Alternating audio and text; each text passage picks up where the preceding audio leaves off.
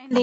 అందరికీ నమస్కారం. రమీ జ్యోతి ఛానల్‌కి స్వాగతం. అచలకీల థర్డ్ సీజన్ భూమి 15వ భాగంలోకి వెళ్దామా? ఇది చూసే ముందు భాగాలను చూడడం మర్చిపోవద్దు. ఇక కథలోకి వెళ్దాము. ఏంటి భూమి?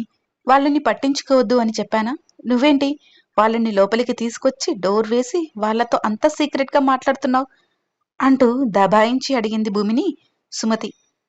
సీక్రెట్ ఏముంది అక్కా? వాళ్ళు మన ఇంటికి వచ్చిన అతిథులు. వాళ్ళను చూసుకోవాలి కదా! పిల్లలతో గడుపుతాము అని అడుగుతుంటే, నేనే వాళ్ళని లోపలికి తీసుకువచ్చాను. అలా మాట్లాడుతుంటే నేను మాట్లాడను. అంతే తప్పితే నువ్వు అనుకున్నట్లు ఏమీ లేదు. అయినా ఎవరితో ఏం మాట్లాడాలో నువ్వు చెప్తేనే నేను నేర్చుకోవాలా? నేను కూడా ఈ ఇంటి కోడల్నే. నీలాగా వచ్చిన దాన్ని. ప్రతీదీ నువ్వు చెప్తేనే చేయాల్సిన అవసరం లేదు అని నేను అనుకుంటున్నాను. ప్రతి దాంట్లో నువ్వు వేలు పెట్టకుండా ఉంటే మంచిది అక్కా అని అంది భూమి. మొదటిసారిగా సుమతితో అలా మాట్లాడింది. కారణం సుమ చెప్పిన విషయాలు కావచ్చు. తనకు తెలియకుండానే సుమతిపై బాగా కోపం వచ్చి అలా గట్టిగా మాట్లాడేసింది. సుమతికి తల కొట్టేసినట్లుగా అనిపించింది. మాట్లాడకుండా తన గదిలోకి వెళ్ళిపోయింది. రాత్రి అందరూ భోజనాల దగ్గర కూర్చున్నారు. సుమతి భర్త భోజనానికి వెళ్తూ, సుమతి నువ్వు రావా అని అడిగాడు. నాకు ఆకలిగా లేదు. అయినా నేను తినకపోతే నీకేమైనా ఆకలి తీరదా ఏంటి? అంటూ కసుబుసులాడింది భర్తపై.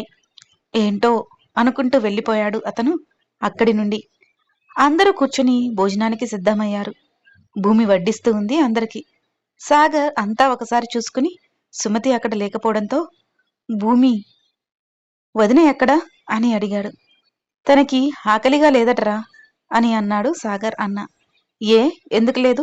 నీతో చెప్పిందా భూమి అని అడిగాడు సాగర్ భూమిని. నాకు తెలియదండి అని చెప్పింది భూమి.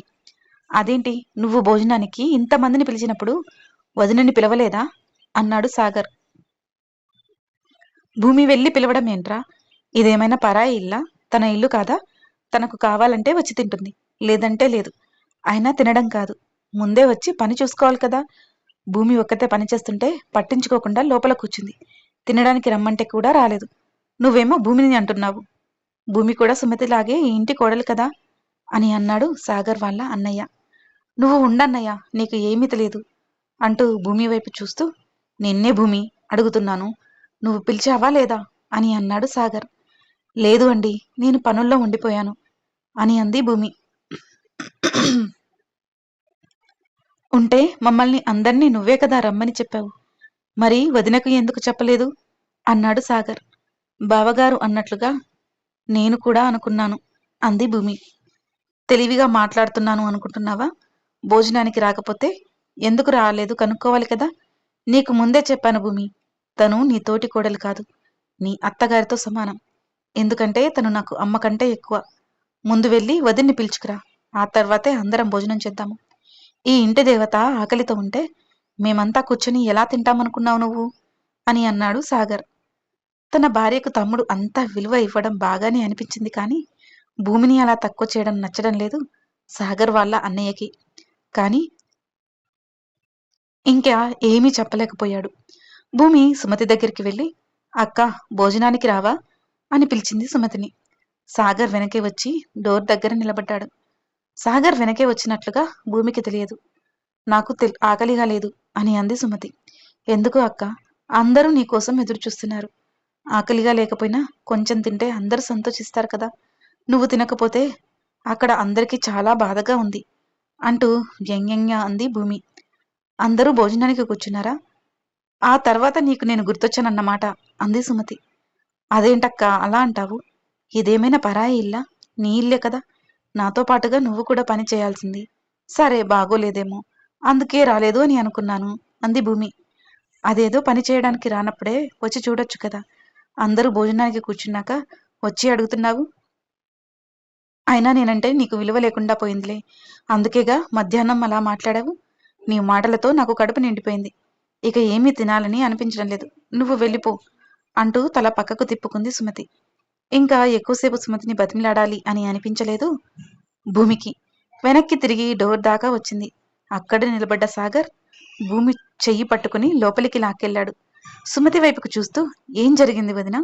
ఏమంది భూమి నిన్ను? అందుకే ఇప్పుడు అన్నం తినకుండా మానేశావా అని అడిగాడు. ఏం లేదు సాగర్, ఇప్పుడు ఆ విషయం అవసరం లేదు, మీరు వెళ్ళండి అని అంది సుమతి ముభావంగా. భూమి, నువ్వైనా చెప్పు, ఏం జరిగింది అసలు అని అడిగాడు సాగర్. జరిగింది మొత్తం చెప్పింది భూమి. వదిన చెప్పింది కదా వాళ్ళని పట్టించుకోవద్దు అని. అలాంటిది వాళ్ళని మన గదిలోకి అసలు ఎందుకు తీసుకొచ్చావు నువ్వు? వాళ్ళతో అంతసేపు మాట్లాడాల్సిన అవసరం ఏముంది నీకు? అయినా నీకు అర్థం కావడం లేదా? నేను ఏదైనా పని చేయాలన్నా, ఇంట్లో ఏదైనా జరగాలన్నా వదినని కనుక్కొని వదిన ఒప్పుకుంటేనే చేస్తాను. అలాంటిది నువ్వు నా భార్యవి, నా అడుగుజాడల్లో నడిచే దానివి. నువ్వు నాలాగే ప్రవర్తించాలి కదా. అంటే ఇక్కడ నువ్వు నాకంటే ఎక్కువ? నువ్వు ఎవరి మాట వినవా? వదిన్ని పట్టుకుని అన్నన్ని మాటలు అంటావా? నీ వైపు చెప్తుంటేనే ఇన్ని మాటలు చెప్తున్నావు అంటే ఇంకా అక్కడ ఇంకెంత జరిగి ఉంటుందో నేను అర్థం చేసుకోగలను అని అన్నాడు సాగర్. కొనసాగుతుంది. మరొక భాగాన్ని కూడా ఇక్కడే కలిపాను, గమనించగలరు. 16వ భాగంలోకి వెళ్దామా? నేను కేవలం జరిగింది చెప్పాను, నా వైపు నుండి కాదు అని చెప్పింది భూమి, మాట పడడానికి సిద్ధంగా లేనట్లుగా. భూమి అలా మాట్లాడడంతో సాగర్ అహం దెబ్బతిన్నది. చెప్పిన దానికి ఊ కొట్టాలి కాని పెళ్ళాం ఎప్పుడు ఎదురు మాట్లాడకూడదు అనే మూర్ఖపు ఆలోచన కలవాడు సాగర్. కానీ సుమతి విషయంలో మాత్రం అతని ఆలోచనలు వేరు. నువ్వు మాట్లాడడానికి వీలేదు. ముందు వదినకు క్షమాపణలు చెప్పి భోజనానికి రమ్మని బతిమిలాడు అన్నాడు కోపంగా.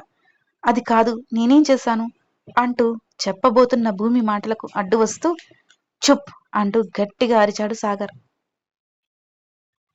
ఒక్కసారిగా ఉలిక్కిపడింది భూమి. అంత కోపంగా సాగర్ని ఎప్పుడూ చూడలేదు. క్షమాపణలు చెప్పు అంటూ వేలు చూపించాడు. భయపడింది భూమి. అక్క, తెలియక ఏదైనా పొరపాటుగా మాట్లాడితే క్షమించు అని అయిష్టంగా చెప్పింది భూమి. సుమతి ఏమీ మాట్లాడలేదు. భూమి చెప్తున్న విధానం సాగర్కి నచ్చలేదు. అలా కాదు, కాళ్లపై పడిగి అడుగు అన్నాడు సాగర్. దెబ్బ తిన్నదానిలా బాధగా సాగర్ వైపుకు చూస్తూ, అంత క్షమించరాని నేనేం చేశాను? కాళ్ళ మీద పడడం ఏంటి? నాకు అది అస్సలు ఇష్టం ఉండదు అంది భూమి. అవును సాగర్, కనీసం ఇంటికి వచ్చిన వాళ్లకు పసుపు పెట్టమన్నా నాకు ఇష్టం ఉండదు అని ఎప్పుడు పెట్టలేదు భూమి. నేనే పెట్టేదాన్ని. అలాంటి దాన్ని ఎందుకు ఇబ్బంది పెడతావు అంది సుమతి. సుమతి సర్ది చెప్తున్నట్లుగా అనిపించలేదు భూమికి. ఇంకొంచెం మంట పెడుతుంది అని అర్థమైంది. నువ్వుండగా వదినతో అలాంటి పనులు చేపిస్తున్నావా? నీదేమైనా రాజకుటుంబమా? ఎందుకు నీకంత టెక్కు అన్నాడు సాగర్. టెక్కు కాదు, అభిమానం. నాకు ఇష్టం ఉండదు. అందరూ కాళ్ళు పట్టుకునే అంత అర్హత ఉన్నవాళ్లుగా నాకు కనిపించరు. అందుకే నేనెప్పుడు ఎవరి కాళ్ళు పట్టుకోలేదు అంటూ చెప్పింది భూమి. భూమి తన ఆత్మాభిమానాన్ని చంపుకోవాలి అనుకోలేదు. అదంతా కాదు, ఇప్పుడు నేను చెప్పినట్లుగా వదిన కాళ్ళు పట్టుకుంటావా లేదా? లేదు అంటే నేనేం చేస్తానో నాకే తెలియదు అని అన్నాడు సాగర్. మీరు ఏం చేసినా సరే, నేను ఏ తప్పు చేయలేదు. అలాంటప్పుడు కాళ్ళు పట్టుకోవాల్సిన కర్మ నాకు లేదు అని అంది భూమి. అంతే. ఆ మరుక్షణంలో భూమి చుట్టూ సాగర్ చేతుల్లోకి వెళ్ళిపోయింది. అలాగే ఆ జుట్టు పట్టుకుని లాక్కుని బయటకు తీసుకువెళ్ళాడు. వెనకే సుమతి, సాగర్ వద్దు, అలా చేయొద్దు అంటూ వస్తుంది. కానీ లోపల మాత్రం చాలా సంతోషపడుతూ ఉంది సుమతి. అలికిడి వినిపించడంతో భోజనానికి కూర్చున్న వాళ్ళందరూ అక్కడికి వచ్చారు. సుమతి భర్త అదంతా చూసి, రే సాగర్, ఏం చేస్తున్నావు అని అన్నాడు. నాకు అడ్డు రావద్దు అన్నయ్య, మీకు తెలియదు, మీరు ఎవరు నాకు అడ్డు రావద్దు. ఇది మా భార్యాభర్తల మధ్య విషయం అన్నాడు సాగర్. ఇంకెవరూ సాగర్కి అడ్డు చెప్పే సాహసం చేయలేదు. పిల్లలు కూడా అలాగే చూస్తూ నిలబడ్డారు. బయటకు తీసుకువెళ్ళి గేటు బయటకు నెట్టేసి వచ్చి డోర్ పెట్టుకుని లోపలికి వచ్చేశాడు సాగర్. అప్పటికే రాత్రి 9 గంటల సమయం అవుతుంది. వీధి నుండి వచ్చిపోయేవారు కింద పడిపోయిన భూమిని విచిత్రంగా చూస్తూ నిలబడ్డారే కాని ఒక్కరు కూడా తనని లేపాలని ప్రయత్నించలేదు. చాలా అవమానంగా అనిపించింది భూమికి. తిరిగి లోపలికి వెళ్ళాలి అని అనిపించలేదు. భర్తని బతిమిలాడాలి అని కూడా అనిపించలేదు. చేయని తప్పుకు తనని అలా చేశాడు. అలాంటప్పుడు తను ఎందుకు అతన్ని తిరిగి బతిమిలాడాలి అనుకుంది.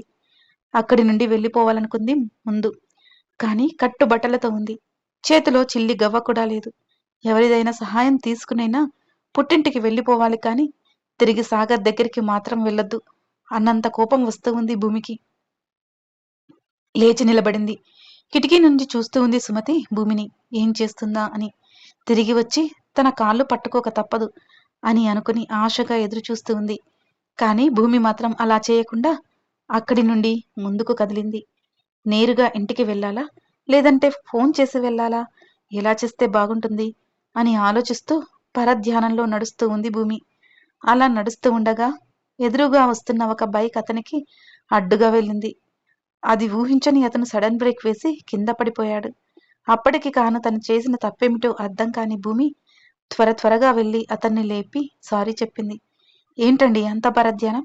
నేను బ్రేక్ వేయకపోయింటే మీకు దెబ్బ తగిలి ఉండేది కదా! కాస్త చూసుకుని నడవండి అని అన్నాడు అతను. ఆ మాటలేవి తన చెవుల్లోకి వెళ్ళడం లేదు. అతను కింద పడడంతోనే అతని జేబులో నుంచి కింద పడిపోయిన సెల్‌ని తీసుకుని దాన్ని తుడుస్తూ ఉన్నాడు అతను. ఆ సెల్ వైపే చూస్తూ ఉంది భూమి చూపు అంతా. ఒక్కసారి ఫోన్ ఇస్తారా? మాట్లాడి ఇచ్చేస్తాను అని అడిగింది భూమి. ఈ కాలంలో కూడా ఫోన్ లేని వాళ్ళు ఎవరు బాబు? అని అనుకుని సరే అంటూ ఇచ్చాడు. ఒక్క నిమిషం మాట్లాడి వెంటనే ఇచ్చేస్తాను అంటూ కొంచెం పక్కకి వెళ్ళి తండ్రికి ఫోన్ చేసింది. పనిలో ఉన్న కోటయ్య ఫోన్ వస్తూ ఉండడంతో ఈ టైంలో ఎవరబ్బా అనుకుంటూ చేతికి ఉన్న సిమెంట్ తుడుచుకుంటూ ఫోన్లో ఉన్న నెంబర్ చూస్తూ ఎవరో అనుకుని ఎత్తాడు. నాన్న అంటూ పిలిచింది భూమి. నెంబర్ ఎవరిది? అల్లుడు కొత్త నెంబర్ తీసుకున్నారా ఏంటి? అడిగాడు కోటయ్య. లేదు నాన్న, బయట నుండి ఫోన్ చేస్తున్నాను అని అంది భూమి. బయట నుండి ఫోన్ చేయడమేంటి? అల్లుడు లేదా నీతో పాటుగా? బయటికి ఒక్కదానివే వచ్చావా? అని అడిగాడు కోటయ్య. ఏమీ మాట్లాడలేదు భూమి. కొనసాగుతుంది. మీకు ఈ కథ నచ్చినట్లయితే లైక్ చేయండి, షేర్ చేయండి. మరిన్ని నా కథలను మిస్ కాకుండా ఉండడం కోసం వెంటనే నా ఛానల్ని సబ్స్క్రైబ్ చేసుకోండి. ఈ కథపై మీ అభిప్రాయాలను తెలియచేయడం మర్చిపోవద్దు. మరో భాగంతో మీ ముందుకు వస్తాను.